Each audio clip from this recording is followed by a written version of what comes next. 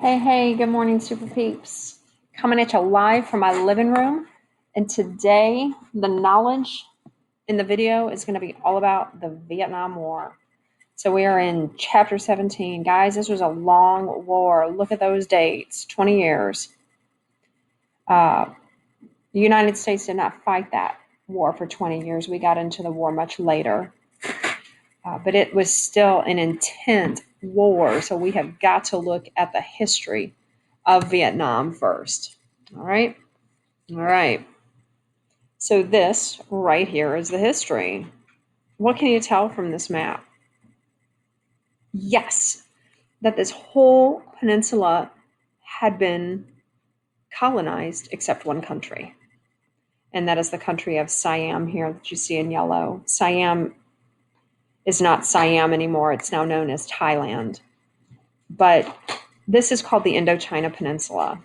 And what was happening in the late 1800s is that Britain and France wanted to get closer to China because that's where the wealth was at. And so they started colonizing to get close. So you can see our little French flags here, and then our little British flags here. But the whole region is going to be colonized except Siam. The United States is even going to go in and get the Philippines. Remember, we got the Philippines in the Spanish-American War.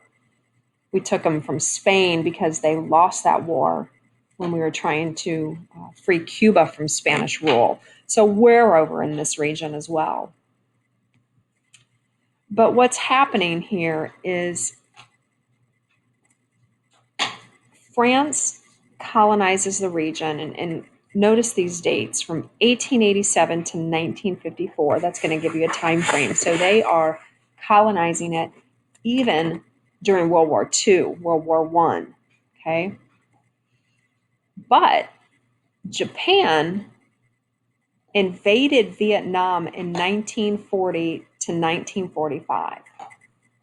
And Japan wins. And they basically look at France and say, hey, I know you're colonizing it. You're here for the resources. We're going to let you stay. You can rule it as a colony, but we're going to be here because we got to get closer to China too. Okay. Now, what's happening between 1940 and 1945 is that this nationalistic pride is growing in Vietnam. And ultimately, Vietnam's going to want to just be Vietnam. Vietnam without the Japanese, Vietnam without the French. And so this leader comes to power, and his name is Ho Chi Minh. Okay. And he is a communist. That's how your book portrays him, as a straight up communist. Okay.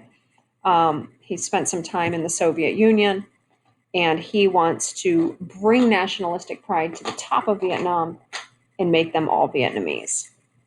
Okay. So he's going to create this group that you see here. It's called the Viet Minh. Okay. The Viet Minh is a communist group started by our buddy Ho Chi Minh up here. Game on is basically what he is saying. Okay. And he looks around at Vietnam. He's like, man, we have got to get these Japanese out of here. And so he calls on his Viet Minh communist group and says, let's go fight them. But the non-communist groups in Vietnam are like, well, hey, why don't we join you? Because if we join, we're going to be that giant, right? Okay. And so this common goal brought them together to get Japan out. Now, the United States over here decides that they're going to give money and resources and support to Ho Chi Minh. He's a communist leader. And the Viet Minh. They're a communist group. Totally against what doctrine? Ooh, what is it? What is it? What is it? The Truman Doctrine that says we will do anything in our power to stop communism. But you have to remember this time frame, 1940 to 1945. How does the United States feel about Japan? Go back to your World War II lesson. Right? I'm hoping you're saying to yourself, the United States absolutely hated the Japanese, and in 1945 we annihilate them with two atomic bombs, right? Okay. So we give money to support the Viet Minh and Ho Chi Minh to get rid of the Japanese. And of course, 1945, they're hit with two bombs, and Japan has to give up that area. And so now Vietnam is like, phew, we got rid of Japan. Now we just got to focus on getting the French out of here because we want to be Vietnam. Okay. So here you can see Japan at the height of its power when it became this imperialistic nation looking outward for its empire to grow. And they lost it all in 1945. So France is at this point is like, well, we don't really want to lose control of this region. So let's just bring the military back. We'll bring our French military back because we need this region. So now it has become France versus the Viet Minh. And so France is going to ask the United States for help. Okay, we got rid of the Japanese, but we let a communist leader win. But now we're going to help the French, and we're going to help the French based on what doctrine? Boom. The Truman Doctrine. I like Truman here, just pushing, throwing money out. Whoever needs it, we're going to stop the advance of communism, right? All right. And so that's what we do. And so we are going to actually enter this war in 1965 is the first time that we're going to send troops over. But the war started technically in 1955 between France and the Viet Minh. Now, our buddy Truman here, he's not super thrilled. And it's almost like he's got something to prove because he's a little upset that communism entered China, in 1949 with Mao Zedong. And then we didn't do so well in the Korean War, did we? Because it ended up being a draw, and we just literally drew a line down the middle of Korea at the 38th parallel and says, okay, so everything north is going to be communist and everything south is going to be democracy. And so he feels like he's got a little something there to prove, okay? So he's happy to aid France at this point.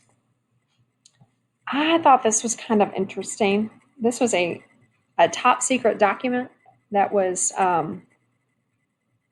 made public. And in it, our defense secretary at that time, Robert McNamara, lists America's aims for the conflict in Vietnam, as well as describing this deteriorating situation in South Vietnam. So there's going to be some questions at the end of my lesson about this document. But the top part is the original, and then the bottom part, they just typed it out nicer so you could read it. Okay. So, and when you get to those questions, you're going to read right here, U.S. aims. Very interesting. Very self-seeking is why we were in there. It wasn't so much about, oh, we care about the people of Vietnam. We don't want them to fall to communism. No, it was more like, we've got pride here, and we need to keep our appearances up that we are this communist fighting nation. So interesting, read that top secret document. Eisenhower, after Truman, was very worried about something called the domino effect, which we've talked about before. And we said if one Southeast country falls, then more than likely the rest are going to fall to communism. What's very interesting about this war is that this is the technique called guerrilla warfare fighting, where no, it was not guerrillas. Okay. It was literally men hiding and then surprise attacking. So you can kind of see a reenactment here. They literally hide in the ground and then pop up and just take out people.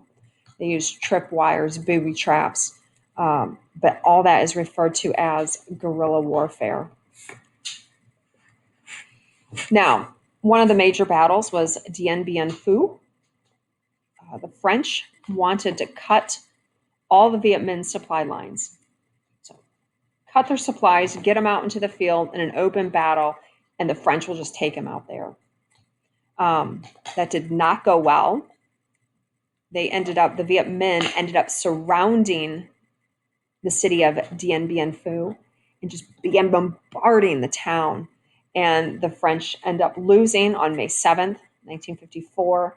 And the French are like, dude, we've got to get out of here. And they do, they leave. So who does that leave fighting in Vietnam against the Viet Minh? I'm hoping you're saying the United States. It's crazy. So now we're in this war by ourselves.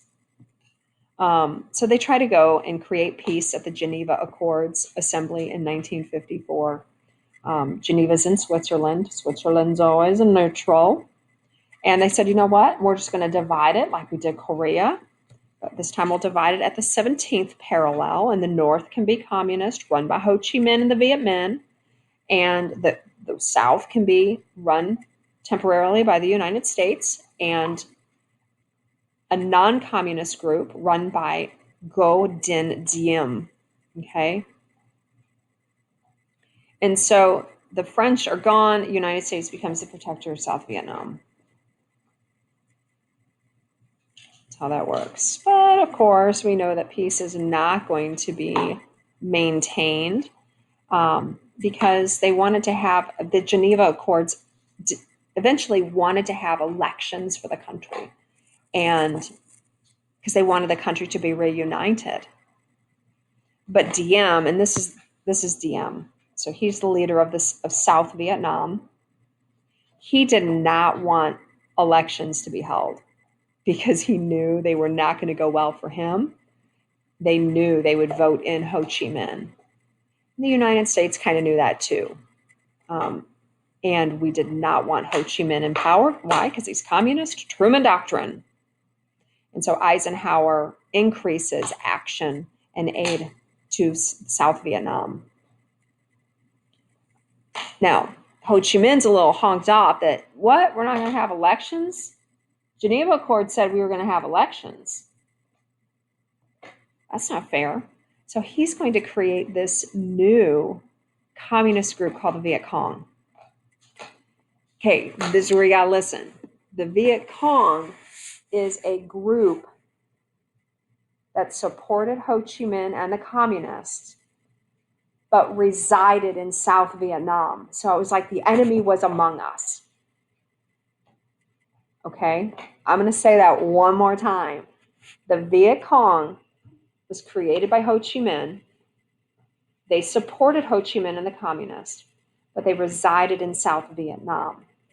Okay, so let's go to the drawing board here. Let me see my whiteboard. Bringing it up. All right, so we'll draw a little rainbow line here. Pachow, that's so not straight, but work with me. On this side, we're going to put North Vietnam. And this side, we will have South Vietnam. So let's use blue. So South Vietnam. Who supported South Vietnam at any point in the war? Okay, we're going to start with the French and then the United States. Okay, all right. And then over here, we've got North Vietnam. Who supported them?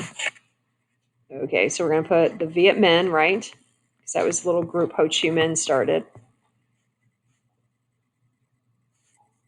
Eventually, the USSR will also come in and support North Vietnam. Okay, but then we've got the Viet Cong over here. But really, the Viet Cong is living in South Vietnam.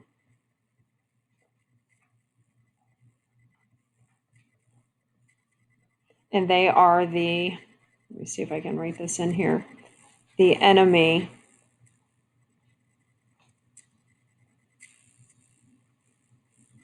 among us.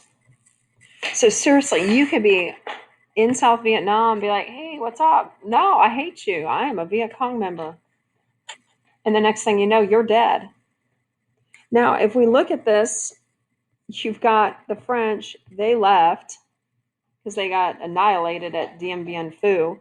And all really that you have over here is the United States and the enemy living among them. Well, that's got to be fun. So this war is complicated. Okay. Any questions on my awesome drawing? I hope that works for you.